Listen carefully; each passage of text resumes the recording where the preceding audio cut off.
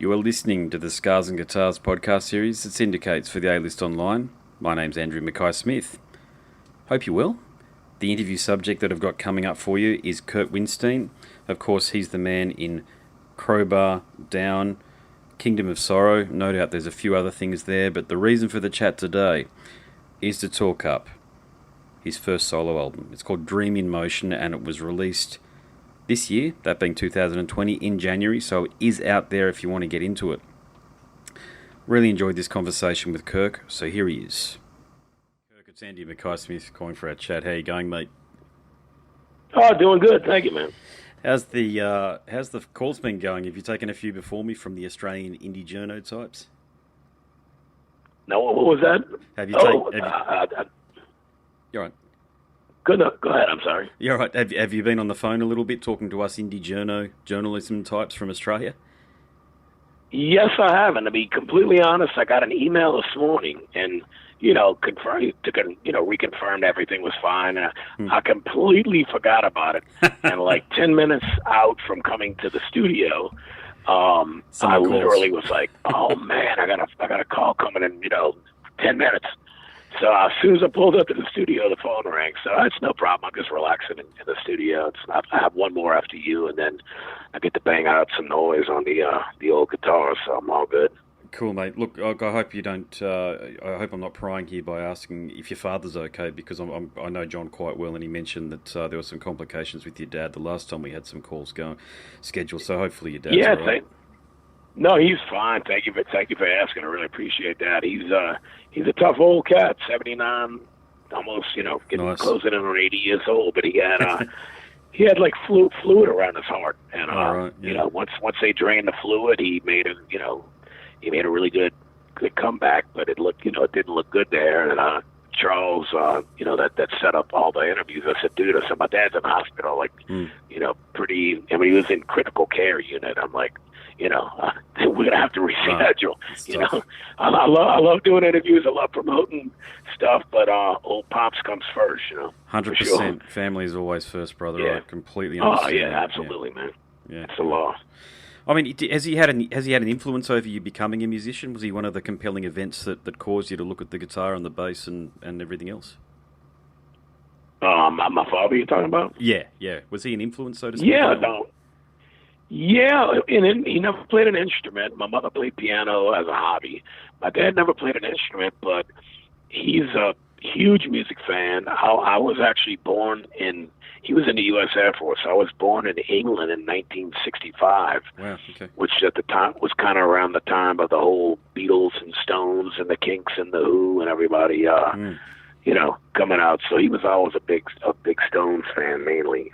When I was the Stones and the Animals, he really loved. Oh yeah. But he was into rock and roll, and during the '70s, and he'd listen to records around the house, and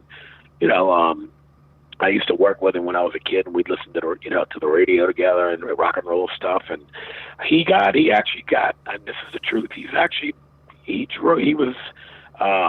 What do you call it? The designated driver for me and some of my friends to go see Judas Priest in Mississippi on nice. the Defenders of the Faith tour in '84, so we could all drink beer. He said, "Fuck it, I'll come," because he loved Judas Priest. He saw Kiss and Wasp. He saw Judas Priest. He's seen quite a few smaller shows, but. And up until he got, older and a bit ill, he's always been a big influence. But yeah, I mean, like my mother playing the piano and my dad listening to rock and roll around the house, and whenever we were riding in the car together, and he was like the real clean cut, straight type of father. Liked to have some drinks, but nothing else, nothing too crazy. Sure. But he was always like, I'm like, oh, I love this song, Dad, can I turn it up? He's like, yeah, son, so I'd crank it up. So it's definitely an influence to have a house of people that love music. Some people don't really like music, which I mean that's so true. Yeah. That's on them, but it is. I mean, some people could care less, really. That sounds like my parents, to be honest with you. They couldn't give a shit. I mean, they were interested in the academic pursuit of it, so I had to learn clarinet as a kid, and I had to sing in descant choirs and all this sort of stuff. But that's boring. This was about the time, 1992, when I was discovering bands like Deicide and the like. So you can imagine where my headspace was. Right. You know, I mean, the big. Yeah, I mean, from clarinet to Deicide, quite a bit of a stretch. You know, but I remember I used to get in you know, where I'm from. If you were like into heavy metal, you were called a Westie or a Bogan. I don't know whether you've heard those two sayings before, but in Australia, it tends to be what. No, but yeah, it was what metal people were labelled back then. And I went to a boarding school, you see, so I couldn't exactly look like a metalhead. But it was interesting, mate. Yeah, it's someone like yourself who came from an environment where that was fostered, music was fostered, and the love of it. Even your father going to gigs with you, to a family like mine where I don't even think they could name a heavy metal band, a single one, to be honest with you. But right. But it's like if you got it in you, you've got it in you. You know what I mean? But in your case, it's true. You know, I mean, in fact, excuse me, my first real band that gigged, you know, cover songs and did originals and all that, we actually rehearsed in our garage. I mean, my dad helped us, and we soundproofed the garage, and you know, that's where we rehearsed. So you know, he was a big supporter, helped me, you know, buy gear when I was young. Of course, I had to pay back everything, but it was cool enough to do that. So, you know, my mom as well, you know, so it was always a musical house. I mean, my sister never played. She messed around piano a bit, my younger sister, but she was still. I'd be in my room and I'd have vinyl on, you know, with Kiss or whatever the heck it might be, and she'd be listening to Olivia Newton-John or some, you know, Xanadu or whatever it was that she was into. But still, it was music all the time, you know.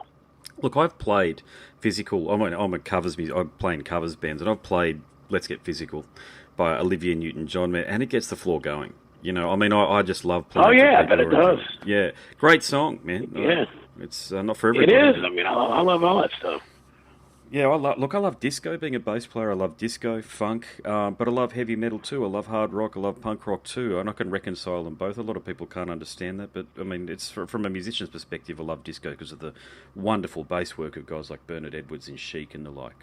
You know, I can just listen to that. Oh guy yeah, it's true. Yeah, totally, man. You know, he's the man. But yeah, I think it sounds like you've got a very broad palette of a musical background, courtesy of you know, the introduction of music with your father, and then that fostering that environment by being able to go to gigs, and then of course, mate, you had a truly outstanding career. You know, the way I perceive things is that you've done things your own way, and you're a member of a cohort of musicians such as Phil Anselmo, and I just caught up with the great Pepper Keenan 2 weeks ago or so. Lovely bloke, and yeah, he's awesome. Awesome. That whole band is just lovely, you know, and so sorry to hear about Reed as well, but. All right. Yeah, man, that's terrible. Yeah, but mate, you're all very important musicians whose work, I believe, will become even more revered and more influential than it is now through the decades coming. But this new solo album of yours, I'm really enjoying it, I've got to say. I love it when a musician steps out a bit and is just themselves. I love the way you've really dialed it back with Dream in Motion too. I tend to listen to it when I'm going to sleep.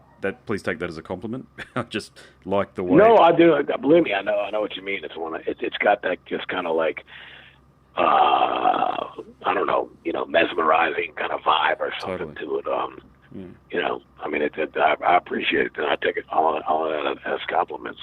So there are some outstanding guitar riffs on there, and you've given them room to breathe. I think that's the real secret to the success of the album, and of course the bass work. And I believe you played bass on the album as well. The bass work is outstanding as well, by the way. Thank you, man. So did it turn out how you hoped? What's that? Did the album turn out how you hoped? Or was it one of these albums where? Yeah, I would say it turned out different, but actually better than I thought from the initial thing. I was like, this will be cool, you know, but I was a little worried about what the Crowbar fans and Down fans and all might think about it. But, you know, the final product, when I gave it a listen, I was like, whoa, you know, I said, this is really strong, you know, I'm really digging this, you know, and so really, you know, it turned out, I mean, it was a true blessing, and, you know, really turned out even better than I ever thought it would. It was just something for me to do, you know, and it took 2 years to complete it. And then it just started as the vocals started coming and the mixes, Dwayne started mixing it and I started hearing it. I was like, man, this is going to be fucking killer. And really, to be honest, speaking of the bass, bass work or whatever, that's really something I love playing bass. And cool. I'm totally just play by ear, so I tend to just go for things. And I play Dwayne's always like, man, if you find the oddest fucking notes, but they work, So nice. But I enjoy doing the bass as well. So the whole project was a lot of fun. It really was. So you mentioned Dwayne in there, and that's one of the questions I'd like to ask you, because I think you've been working with him for some time now, and he's a great drummer too, by the way. So, is it? Does he look after a studio that you go to? What's the like? How did you guys get into? How do you guys know each other effectively, and how did you form your working relationship? Actually, I'm in the studio that we record at right now, and Shane, our bass player, is here. We're about to set up some gear, and it's kind of like a little complex that you got the control room. You have one big recording room, a vocal booth, a green room / lobby. Then there's like a storage room, an isolation room. This is all connected by doors. And then you go into our storage room for Crowbar, and then you go into our rehearsal room. So it's all in one building. I mean, within 15, 20 seconds, you're from the control room. Well, maybe 30 seconds with my old ass. But, you get the idea. From the control room, you're in our rehearsal room. So I'm actually on the couch chilling. I've got one more interview, and then, we're going to crank up some stuff and fool with some sounds next door, at the rehearsal room. Yeah, sweet. Yeah. What about, there's a cover on here, which is a really good choice, by the way, Aqualung, and you do it justice. Of course you do it justice. But did you consider covering anything else? Not really. Aqualung is something I've been wanting to do for a really long time. And, honestly, I told Dwayne, I said, all right, let's just take this thing one fucking step at a time, one riff at a time. And really, when you break it down and pick it out, the root note guitars and then the harmonies, and then the bass does a lot of odd notes and then harmonies along with the other two guitar tracks. Then you got the middle section, which I threw in some of my own Crowbars type of shit in that middle section. And then the guitar solo is just an iconic rock and roll guitar solo. It's a really long solo, but just really memorable to me, as a kid, even today.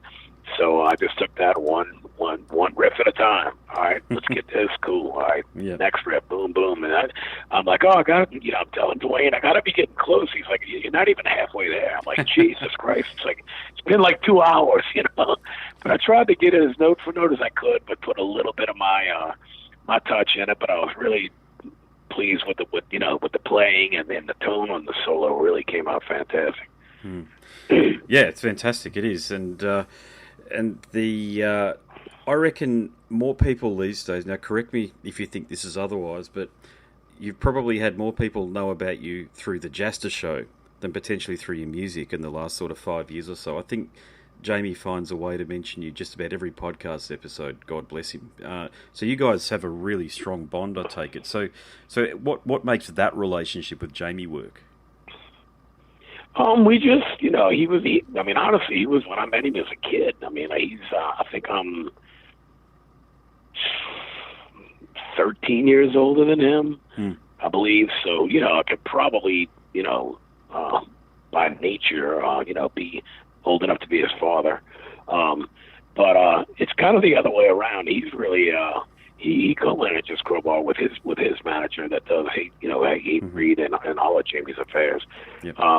So he started out just as a big fan, and, we met, and then, we went on tour together. He took Crowbar as a support act over in the UK and Ireland, and we really hit it off. That was back in 2005, and we talked about doing a project together. And usually when you're with your friends talking about that stuff, guys from other bands, nothing ever happens.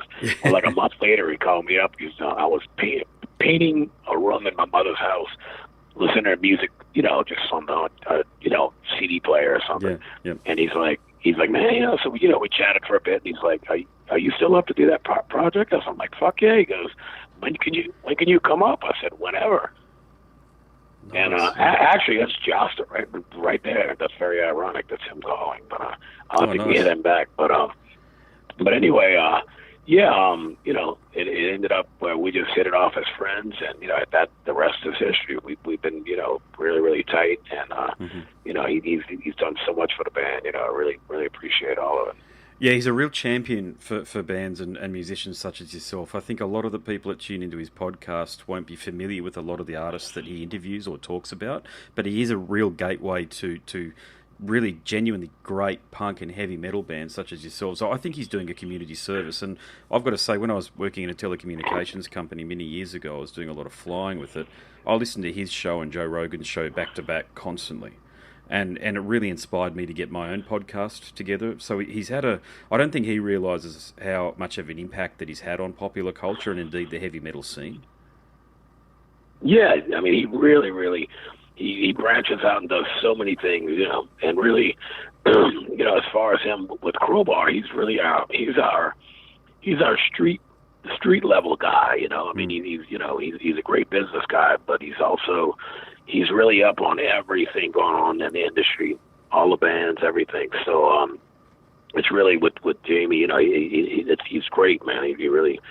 He does a great job helping us out, finding us the correct tours to go on, just helping us out with everything in general. Sweet. Look, we're almost out of time. God, what a shame. I've got plenty more questions to ask, but I'll just ask this last one. The Australian shows last year, did they go well for you with Crowbar? What was that? You came to Australia last year with Crowbar? Oh, yeah. Yeah, I mean, the only thing we had was we wish it would have been a lot more cities. It was only 3, but It was kind of that was our first time there with Crowbar, so it was kind of a let's test the waters. And really, the shows were great. The shows were very well attended. The merchandise sales were through the roof. The crowds loved it.